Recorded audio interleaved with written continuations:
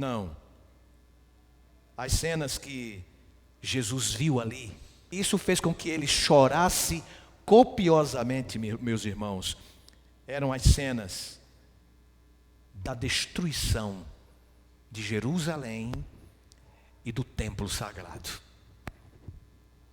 A fatalidade que assolou a cidade de Jerusalém foi tão grande, e essa fatalidade é um símbolo, ou seja, a destruição de Jerusalém que ocorreu no ano 70, eu vou resumir para vocês aqui, de nossa era, é um tipo do que vai acontecer com o planeta antes de Cristo aparecer nas nuvens dos céus. E assim como ele chorou pelos milhares de judeus que morreram por ocasião daquela invasão à terra sagrada, aquela velha cidade, ele chorou por milhares e milhões de condenados que negligenciam o seu convite de misericórdia. Falei e repito, o que aconteceu em Jerusalém será repetido em proporções muito maiores nos últimos dias da terra.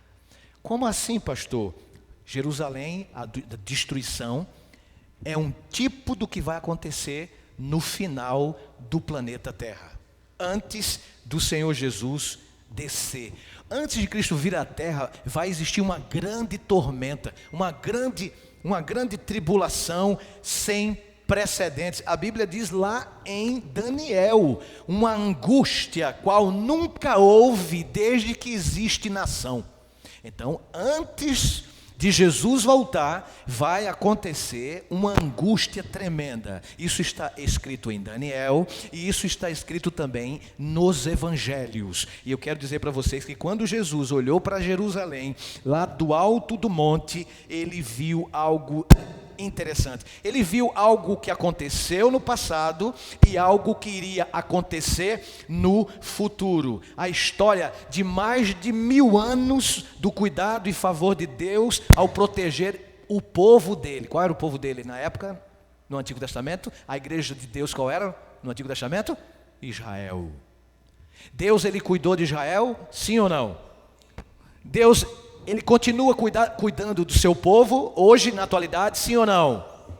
Mas eu quero dizer para vocês que quando Jesus subiu naquele monte e olhou para Jerusalém, ele viu a ruína de toda aquela cidade e o destruidor dela. E lembra o general romano Tito no ano 70? Eu falo do general romano Tito, mas antes dele, ali mesmo, os romanos sitiaram Jerusalém, entraram em Jerusalém com um líder, sob a liderança de Sestio.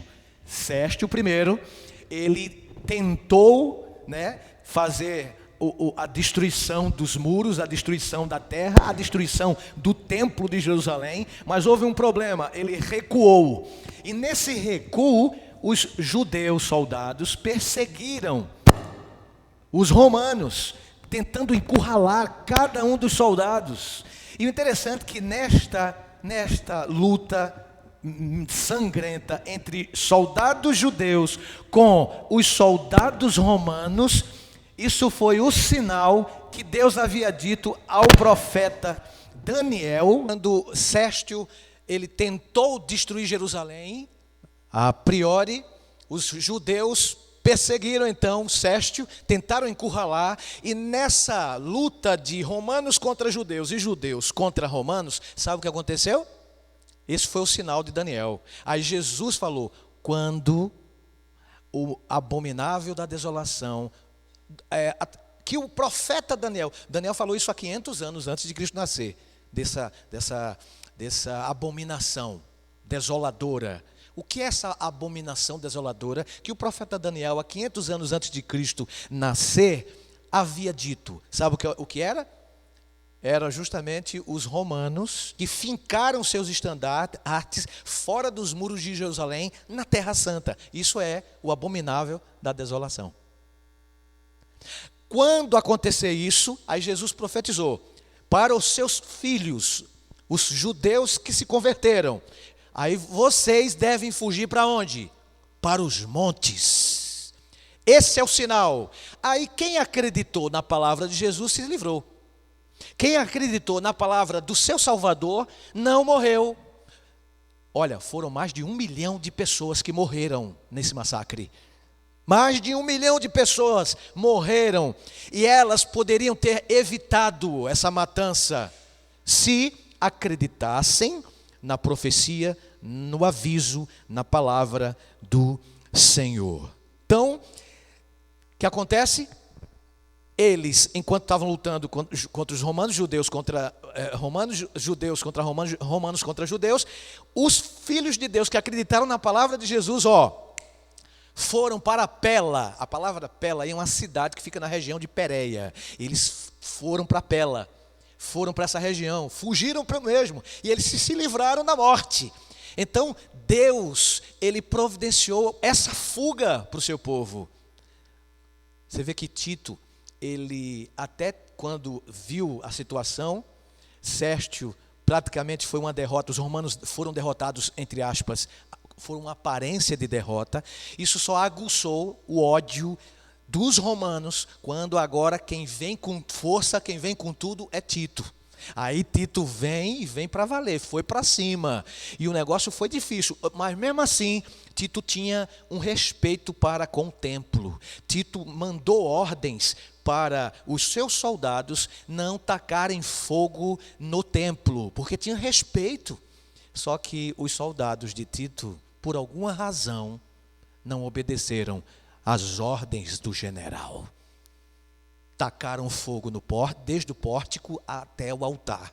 E tacaram fogo de verdade. E foi uma coisa terrível. Gente, por que aconteceu essa destruição de Jerusalém? Lembre que Jesus viu, e Jesus chorou. Ele viu o povo da aliança sendo disperso pelo mundo. Ele viu o seu próprio povo, porque o povo recebeu essa tragédia, eu vou assim dizer, entre aspas, como se fosse uma maldição de Deus. Mas não foi maldição de Deus. É isso que o diabo quer que a gente pense. É isso que Satanás quer que a gente pense, que foi Deus que amaldiçoou Israel. Não foi Deus que amaldiçoou Israel. Continua aí ligado que eu vou dizer o porquê. Não foi Deus que amaldiçoou Israel. Lembre-se, Jerusalém, Jesus viu lá da montanha, Jerusalém, símbolo do mundo, endurecido em desgraça e rebelião, apressando-se para enfrentar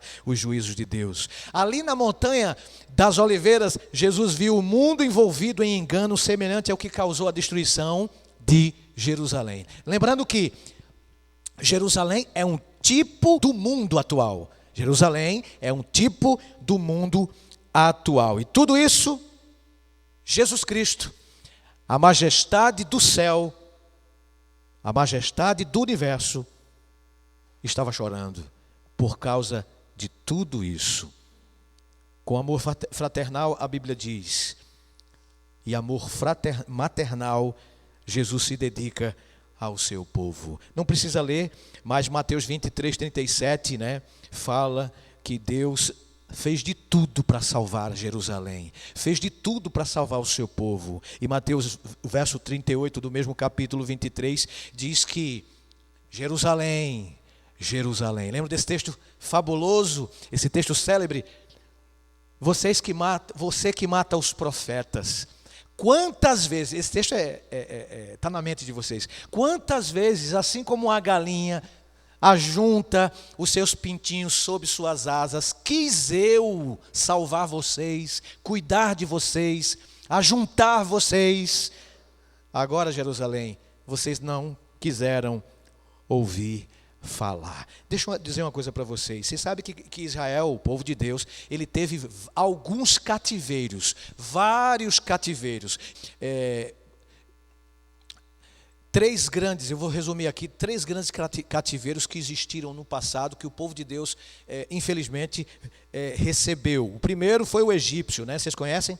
O egípcio foi no ano de 1700 antes de Cristo. Quantos anos durou o cativeiro egípcio? 400, para ser preciso, que a Bíblia diz, a precisão do tempo de cativeiro. 430 30 anos. Isso aí, quase 4 séculos e meio. Olha só. 430 anos de cativeiro egípcio sob o poder de Faraó. Vocês conhecem a história. Moisés foi lá, Deus enviou Moisés e Deus, com forte e poderosa mão, tirou os 2 milhões de israelitas.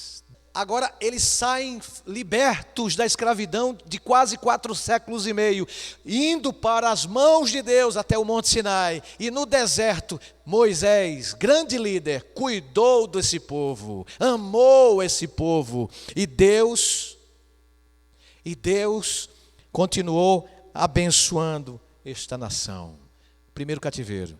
Segundo cativeiro, que não foge à nossa memória, é o cativeiro assírio. Foi no ano 722 a.C. Eita, quem conhece a história dos assírios, né? Então a Assíria também escravizou o povo de Deus. Foi aproximadamente um período de quase 60 anos de cativeiro. E o último que eu quero destacar aqui é o cativeiro da Babilônia. Lembram? Esse aí todo mundo conhece, né?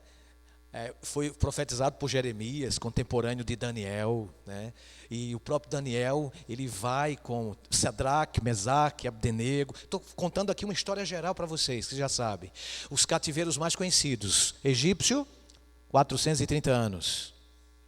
Assírio, quase 60 anos. Para ser preciso, 59, mais ou menos, né? E o babilônico, 70 anos. Olha só. Aí eu pergunto, quais foram as causas dessas prisões?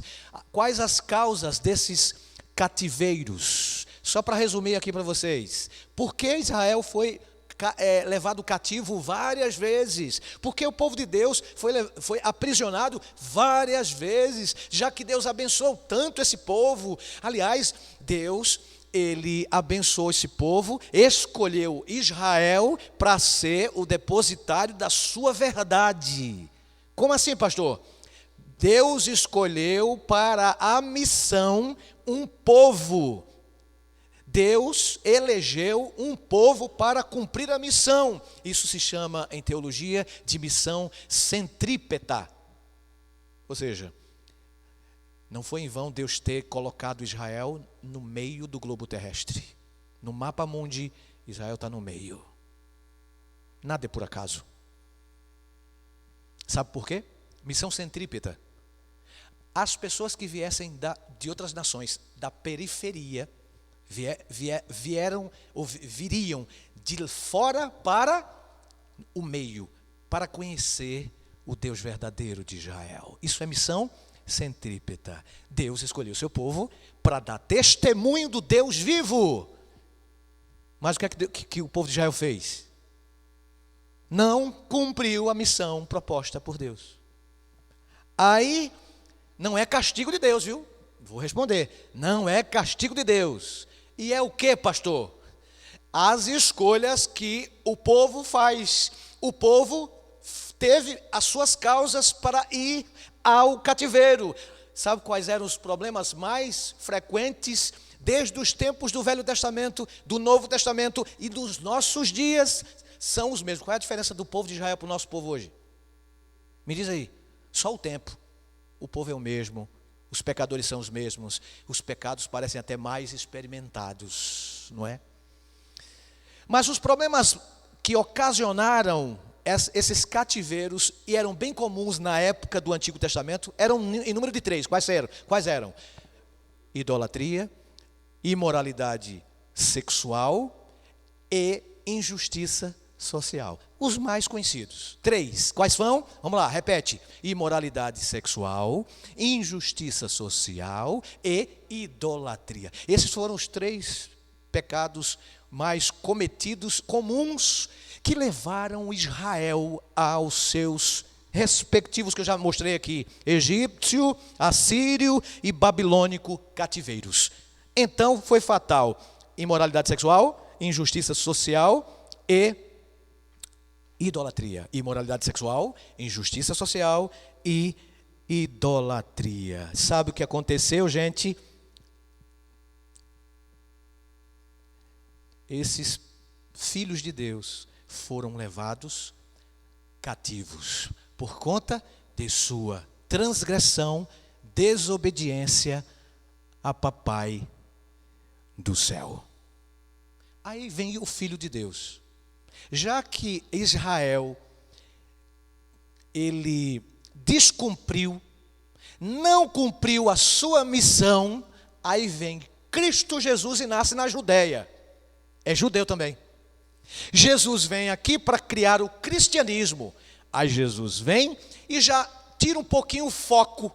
Aí Jesus mostra agora aos discípulos: vão, preguem a todas as pessoas do planeta, vão. A missão já não é mais centrípeta, a missão agora é centrífuga. De dentro para o mundo inteiro. Já que eles falharam do mundo para dentro, agora eles tinham que sair para o mundo e espalhar as boas notícias de Cristo. Olha como acontece. E olha que eles, rapaz, eita, o povo de Deus é o mesmo. Os discípulos, para aprenderem isso, mas eles passaram um perrengue. Houve uma perseguição na época do cavalo vermelho, lembra? Da história. Diocleciano mandou perseguir os cristãos. E vocês sabiam que a perseguição, em vez de ser maldição, foi uma bênção? Porque eles queriam apenas ali, ó César, ó Maria, olha João, olha Leal, Rogério, olha só o que acontece, Josi, olha só Ana, olha só Cristina, Sérgio. Eles queriam apenas pregar para judeus, lembram de Pedro? Não, porque a salvação, Jesus falou, vem dos judeus. Jesus era judeu, veio dele mesmo. O povo de Israel, os judeus eram, e Deus protegia sim. Deram a eles a responsabilidade de serem uma bênção para todos os povos, assim como estava já profetizado para a pessoa de Abraão. Em ti serão benditas todas as nações do globo. Só que eles falharam. Aí Jesus veio, agora vão, a missão é centrífuga, vão, preguem o evangelho. Aí Jesus foi, no capítulo 24 de Mateus, por exemplo, vocês veem o grande sermão dele profético, só que os versos 4 até o 14, ele fala dos sinais gerais. Dos versos 15 até o verso 28, fala dos sinais específicos. Quando Mateus começa ali, Jesus falando dos sinais, os discípulos fizeram uma pergunta para ele, para Jesus, interessados na conversa profética. Os discípulos chegaram para Jesus e disseram: mestre, assentado ali na montanha, e Jesus conversando com eles: mestre, dize-nos, quando sucederão estas coisas? E que sinal haverá da tua vinda e do fim dos tempos do mundo? Aí Jesus responde, porque Jesus está falando de dois assuntos. Jesus está falando primariamente da destruição no ano 70 e secundariamente do fim do mundo. Ou seja, Jesus está mostrando para os discípulos o seguinte, porque os discípulos ficaram ali meio incrédulos e ao mesmo tempo espantados com o que iria acontecer com a cidade santa e o que iria acontecer com o santuário, o templo que havia sido uma bênção para o povo de Deus, uma relíquia espiritual e sagrada para os judeus. Aí eles ficaram assustados e ao mesmo tempo incrédulos. E eles fizeram essa pergunta: Senhor, quando é que essas coisas vão acontecer? E qual o sinal da tua vinda e do fim do mundo? Então Jesus fala de dois assuntos. Obviamente ele responde para eles esses dois temas. O primeiro assunto, Jesus está falando que aconteceria 39 anos exatamente depois daquele dia. Deus ainda estava dando chance para Israel, oportunidade para o seu povo, tendo misericórdia do seu povo, e Deus deu muita chance. 39 anos depois se cumpriram essa primeira parte primária da profecia. Ele estava se referindo ao fim do mundo, tempo número 1, primeiro tempo, que seria com a destruição no ano 70 de Jerusalém, da cidade e do santuário. Como assim, pastor? Eu fiz uma pausa certo dia aí, alguém deve ter ouvido, me perdoe, vou repetir. Colossenses capítulo 1, verso 23, diz, eu vou só recitar aqui de cor, diz que o evangelho, Paulo que não vivenciou esse terror, porque ele morreu antes, no ano 63 ou 64 de nossa era. A destruição foi no ano 70, logo 7 anos ou 6 anos depois de sua morte. Mas Paulo disse que o evangelho, Colossenses 1, 23, que o evangelho do Senhor Jesus foi pregado a todo mundo naquela época. Espera aí. Aí Mateus 24, 14 diz o quê? E este evangelho do reino será pregado a todo mundo em testemunho a todas as nações. Então virá o fim. Vem cá, Jesus está dizendo que o evangelho vai ser pregado e o fim vai acontecer. Aí Paulo diz que o evangelho foi pregado e o fim não aconteceu. Quem está falando a verdade? Quem está falando a mentira? Bem, nenhum dos dois mentiu. A Bíblia não se contradiz. É justamente o que Paulo estava entendendo aqui. Ele sabia que iria acontecer esse cerco do general Tito no ano 70. Só que ele não alcançou, porque ele morreu antes. Não é? Paulo está se referindo aqui que o fim do mundo aconteceu no ano 70. A primeira parte, primária. Ok? E o fim do mundo ainda vai acontecer na sua parte secundária. Que Jesus está mencionando aqui duas partes na profecia. A primeira, o primeiro tempo do fim do mundo, com a destruição de Jerusalém. Com a rejeição de Israel por Deus. Por quê? Pastor, como assim, pastor? Deus amaldiçoou, olha que eu vou responder, hein? Deus amaldiçoou Jerusalém? Não. Deus amaldiçoou Israel, seu povo? Não. Não foi Deus que amaldiçoou. Sabe, ao rejeitar de maneira obstinada o amor e a misericórdia divina, os judeus causaram a retirada da proteção divina sobre eles. O poder refreador de Deus impede que a humanidade se coloque sob o controle total de Satanás. Vamos lá, olha para mim agora, a coisa é séria. A gente vê o mundo como está e a gente reclama, né? Rapaz, pai matando filho, filho matando pai, que negócio horrível. Aí a gente fica estupefato, admirado, assustado com as coisas que o mundo tem nos oferecido, não é verdade? E ainda tem gente comprando lote querendo para viver eternamente aqui no mundo. Tem outros malucos que estão comprando lote no céu e os outros malucos compram também. O mundo está ruim ou não está? Está bom o mundo? Pois é, vai ficar pior. Me diz uma coisa, não fosse o poder refreador de Deus que impede que a humanidade se coloque sob o total domínio de Satanás, vai chegar o dia que o Espírito Santo vai se retirar da terra. Vocês conhecem a profecia. Quando Jesus lá do santuário, isso está escrito em Daniel capítulo 12. Miguel vai se levantar, haverá um tempo de angústia. Quando Jesus disser, está feito, sabe o que vai acontecer? Lá no céu, Jesus se levanta para poder vir. Aqui na terra, o Espírito se retira. Duas coisas acontecem. Uma lá no céu, Jesus se prepara para descer. E uma aqui na terra, o Espírito se prepara para subir. Você sabe por que o diabo não toma conta total, geral do planeta? Sabe por quê? Porque Deus não deixa. Porque se Deus deixasse, Deus é o príncipe deste mundo. Desde a cruz, quando ele disse está feito, ele tira o poderio de Satanás, que até então era o príncipe deste mundo, e resgata novamente para si, porque Deus é o dono desse mundo, não é o diabo. Amém?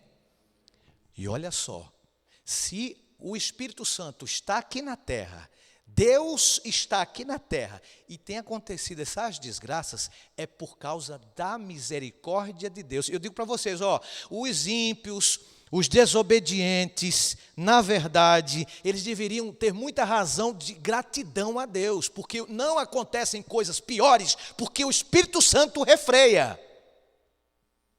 Porque o Espírito Santo está aqui e tem gente boa nessa terra. Por isso que ainda está do jeito que está, pela misericórdia e proteção divina. Os desobedientes deveriam agradecer a Papai do Céu por isso. Mas, quando as pessoas passam dos limites, irmãos, eu vou responder a pergunta que eu fiz no início. Deus não amaldiçoou Israel. Quando as pessoas passam dos limites da bondade de Deus, da paciência de Deus, a força refreadora de Deus será retirada. Vai chegar o momento que Deus fará o que fez com o povo de Israel. Aí é o seguinte, Deus não amaldiçoou, pastor? Não. Deus deixou que eles colhessem o que plantaram. Deus não age como executor, irmão, contra o transgressor. Ele deixa aqueles que rejeitaram a sua misericórdia colherem, repito, o que plantaram. Por isso, cada raio de apelo que ele faz, raio de luz do Evangelho, rejeitado, é uma semente lançada e produz uma colheita infalível. Mas o que foi que Israel fez, pastor, de tão grave assim? Vocês estão com peninha de Israel? Não sabe o que Israel fez de tão grave? Irmãos, irmãs, quando se resiste com persistência ao Espírito Santo, ele bate em retirada, ele se retira. Então, não resta poder para controlar os desejos maus do coração e nenhuma proteção contra a maldade e o ódio de Satanás. Deu para entender isso aqui? Cada raio de luz, de apelo que Jesus Cristo faz através do seu Espírito, rejeitado, ele se retira. Então, pastor, Deus não amaldiçoou Israel. Não. Israel apenas colheu o que plantou. Ou seja, Deus tirou sua proteção. Óbvio. É a mesma coisa, o seguinte, você me convida para ir na sua casa, mas quando chega, você bate a porta, abro e digo para você, não é mais bem-vindo, e fecho a porta na sua cara. Você vai entrar? Como é que você vai entrar? Se eu não deixo, pode ficar lá. Então, é a mesma coisa. Deus, ele é muito educado. Ele não vai continuar na sua casa se você não permitir. Sabe o que ele vai fazer? Ele vai, se retirar. Foi o que aconteceu com o povo santo. O que aconteceu com o povo de Israel. 700 anos antes de Cristo nascer, o profeta Oséias escreveu assim, Você foi destruído, ó Israel, porque está contra mim, contra o seu ajudador. Oséias 13, 9 e 10. Aí o verso 10 diz assim, Volte, ó Israel, para o Senhor, para o seu Deus, seus pecados causaram sua queda. Oséias 13, verso 9, e Oséias 14, verso 1. Olha o que ele diz, os seus pecados causaram a sua queda, Israel. Foi o que eu acabei de dizer. Idolatria causou a queda. Injustiça social causou a queda. Imoralidade sexual causou a queda do povo santo. Oséias falou isso 700 anos antes de Cristo. Olha só, ele profetizando o ano 70. Ele profetizando o povo dele, de Deus, rejeitando o Messias e crucificando o próprio ungido do Senhor. Ele profetiza o que aconteceu no passado, irmãos, acontecerá e vai se repetir no mundo atual. E olha que o mundo não está sem advertência, porque desde os tempos do Velho Testamento, o povo foi alertado que Abraão já tinha dito: Egito vai aprisionar vocês. Aí veio o faraó e aprisionou, 430. A Síria vai chegar com força, e a Síria chegou com força. E Babilônia, profetizado pelo profeta Jeremias, contemporâneo do grande Daniel, cumpriu-se conforme que Deus, a própria Bíblia diz, antes de acontecer algo, Deus avisa. Isso não vai ser diferente nos últimos dias. Até o próprio Cristo falou isso. Como nos dias anteriores ao dilúvio, o povo bebia, o povo fazia isso, casava, dava-se em casamento. Aí veio a hora, o dilúvio chegou e pegou todos de... Irmão, só quem vai ser pego de surpresa é o ímpio. O povo de Deus não pode deixar ao luxo, né, de querer ser uma pessoa desinformada. Não, o povo de Deus é informado. E essa solene advertência é para nós que vivemos nos últimos dias. Jerusalém é um tipo, repito, do fim deste planeta. E o mundo... Ellen White diz no Grande Conflito, esse livro aí, página 20, o mundo não está mais preparado para crer na mensagem desta vez do que na época em que os judeus receberam a advertência do Salvador sobre Jerusalém. Não importa quando Cristo voltará, mas ele chegará de surpresa somente para os ímpios. Aí eu me emociono quando eu leio esse texto do apóstolo Paulo em 1 Tessalonicenses capítulo 5, versos 1 a 3. Irmãos, quanto aos tempos e épocas, não precisamos escrever, pois vocês mesmos sabem perfeitamente que o dia do Senhor virá como ladrão à noite. Quando disserem paz, segurança, então de repente a destruição virá sobre eles, como dores de parto, né, a mulher grávida, e de modo nenhum escaparão.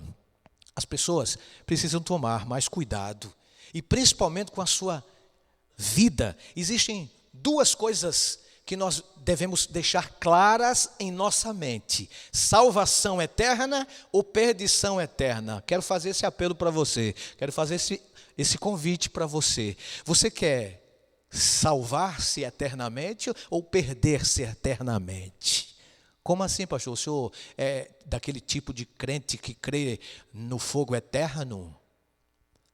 O senhor acabou de dizer que tem a salvação eterna e tem a perdição eterna. Acabei de dizer isso, porque a Bíblia fala isso.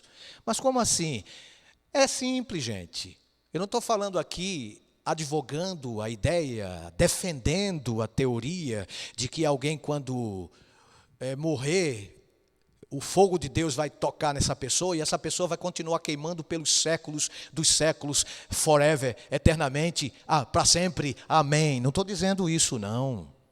Eu só quero dizer que eternidade é porque o fogo é de Deus eterno. Isso não quer dizer que a eternidade do fogo é na duração, mas sim na consequência. Ou seja, enquanto houver algo para queimar, vai queimar. E quando acabar, acabou, meu irmão. Porque Deus não é como nós somos, injustos. Como é que vai haver um lugar, um céu onde as pessoas estarão salvas eternamente, sorrindo de alegria, vivendo para sempre com seus queridos que se salvaram, e meio palmo, 1 quilômetro, 100 metros, lá está o inferno, o diabo, os diabinhos, e os ímpios de todas as épocas sofrendo no fogo do inferno. É como se o inferno fosse vizinho do céu. Que negócio é esse? Meu pai está lá no inferno e eu estou aqui no céu gozando do bom e do melhor. Para mim é que vai ser um inferno estando no céu. Então, a eternidade do fogo não está na duração, está na consequência. Outra razão pela qual, ou porquê, não vai haver um inferno eterno, né?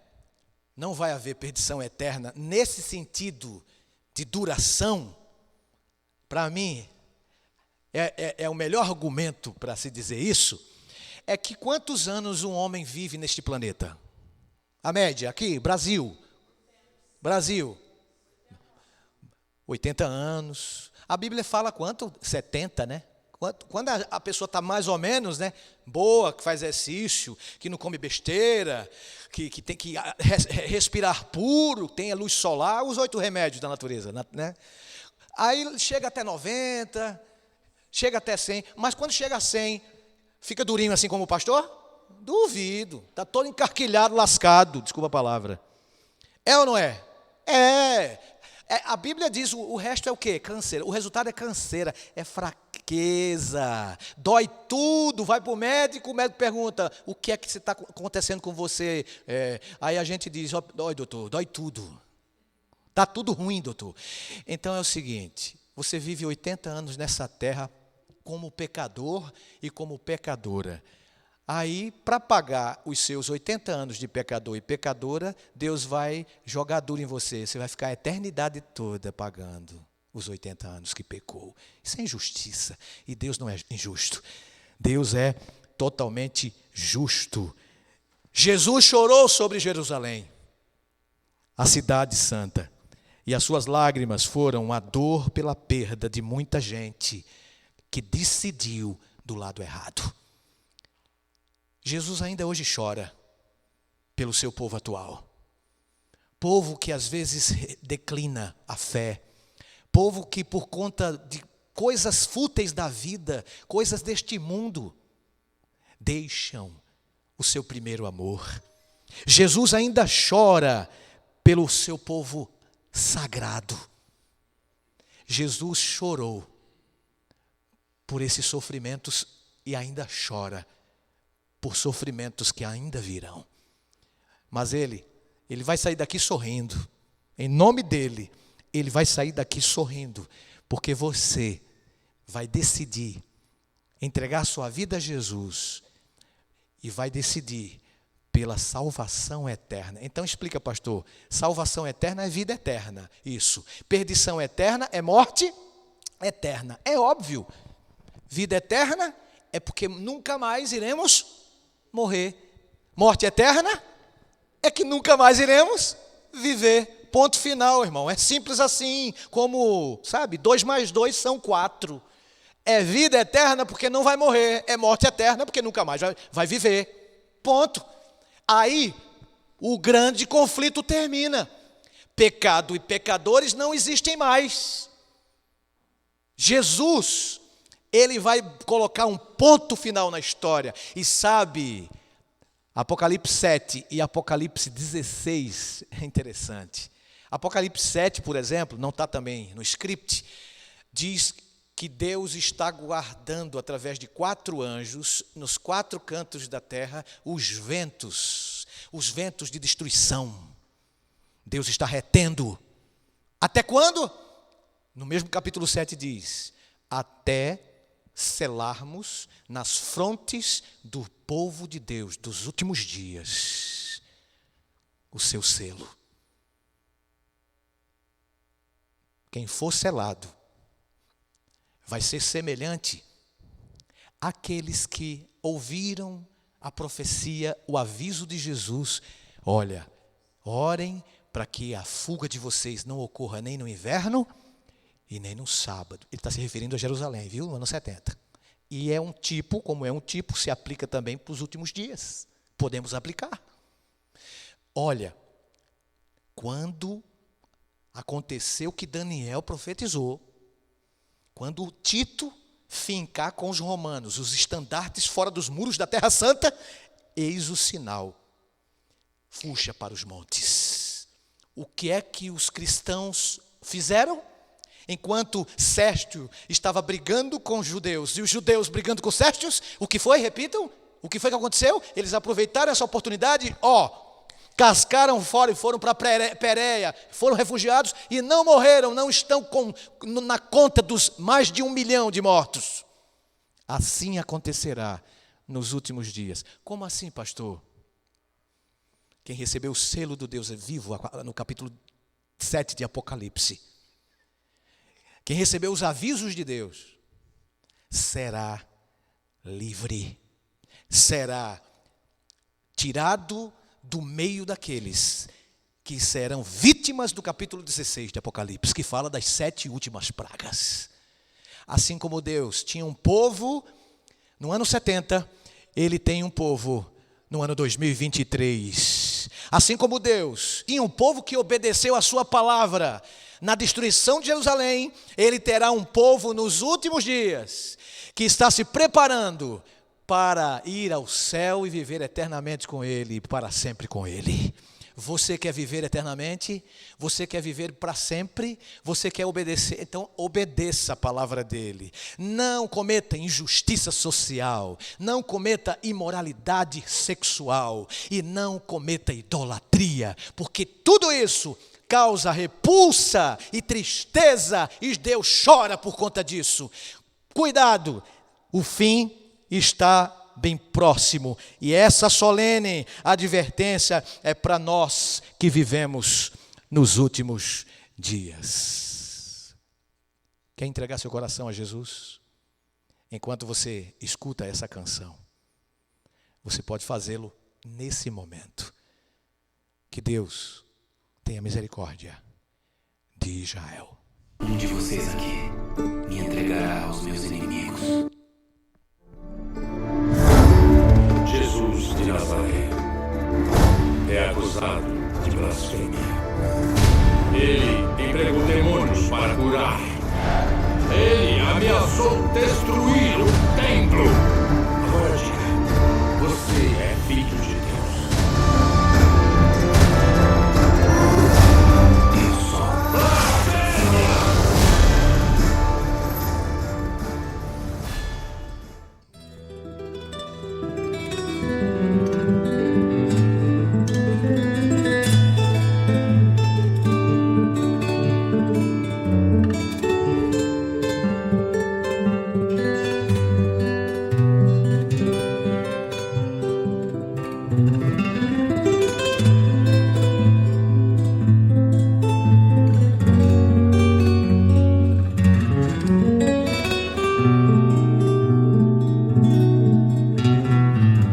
Quando em cativeiro te levaram de Sião, e os teus sacerdotes prantearam de aflição, foi como morrer de vergonha e dor.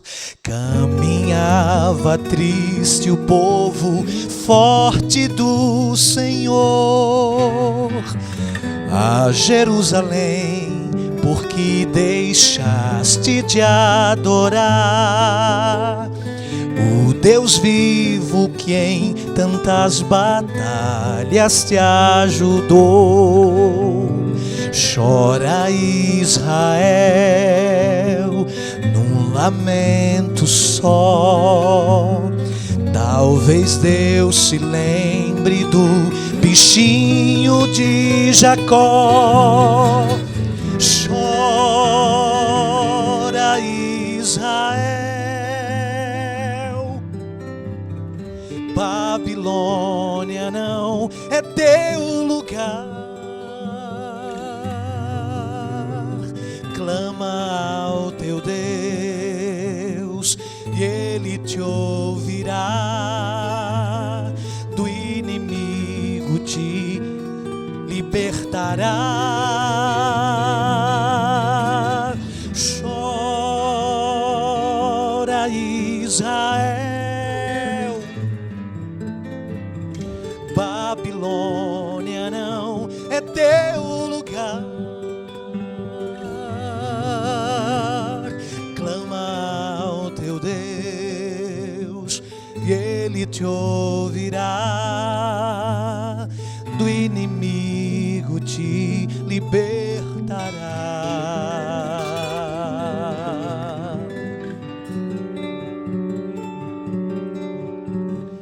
A Jerusalém, porque deixaste de adorar o Deus vivo que em tantas batalhas te ajudou. Chora Israel num lamento só.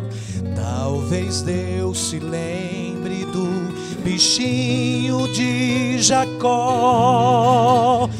Chora, Israel, Babilônia não é teu lugar. Chama o teu Deus, Ele te ouvirá, do inimigo te libertará.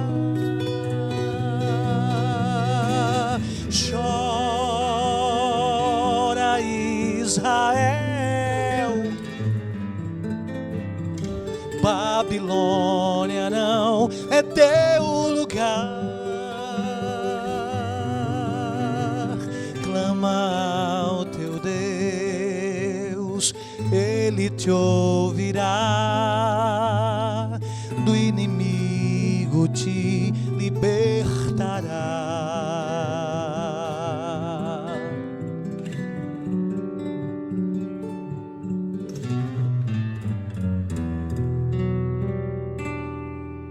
Deus, Ele deseja nos abençoar, deseja nos salvar, mas é desejo dele.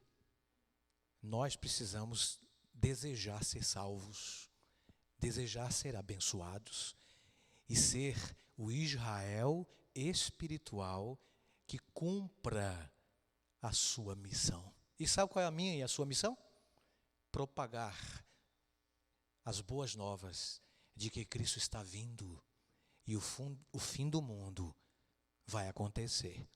Se você puder, feche seus olhos, entregue seu coração a Jesus e ore comigo. Pai, obrigado pela maneira como o Senhor conduziu o teu povo no passado. E o Senhor tem conduzido com o mesmo amor, com a mesma paixão, com o mesmo carinho o teu povo nos dias atuais. Prepara-nos, Senhor, para o grande acontecimento. Será o maior, porque o Senhor vai descer sobre nuvens, estará para nos levar deste mundo que será destruído parcialmente com a sua vinda. Leva-nos, Senhor, para os nossos lares, perto de Ti, onde quer que estejamos. O Senhor está com a gente, mas o Senhor pediu para a gente obedecer a Tua palavra. Assim como os cristãos daquela época do ano 70 obedeceram a profecia e a Tua voz, assim queremos também ser os israelitas espirituais dos últimos dias, obedientes a Teu chamado. Salva-nos, Senhor, quando vieres na Tua glória, pois Te oramos agradecidos, em nome de Jesus. Amém. Deus abençoe a todos. Uma ótima semana, que o Espírito Santo os conduza na sua santa lei. Amém.